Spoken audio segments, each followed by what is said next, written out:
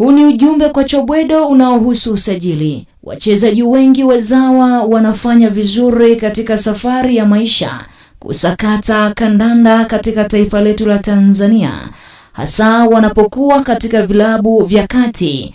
Wamekuwa wakitazamwa na magwiji wa soka letu kutoka mitaa ya Kariakoo.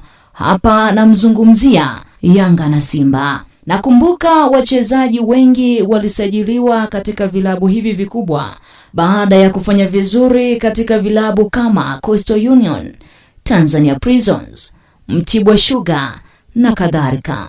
Mfano, tunakumbuka majina ya wachezaji kama Adam Salamba, Meliselo Bonaventure, Kaheza, Jeremia Kisubi, Yusufu Atuman, Komen Abubakar, Jimson Mwanuke na wengine wengi sana. Hao ni baadhi tu.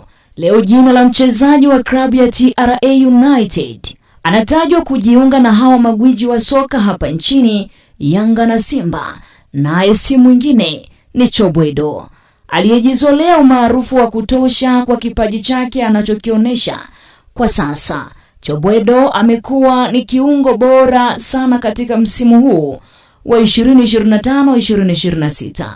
Natamani kupata aliyekuwa jirani na mwamba wa Chobwedo, nimwambie ampe walau simu niongee naye japo kwa dakika moja. Kaka, natamani usifanye uamuzi wa haraka kufinya kandarasi ya kuwatumikia hawa magwiji wa soka letu, bali tulia.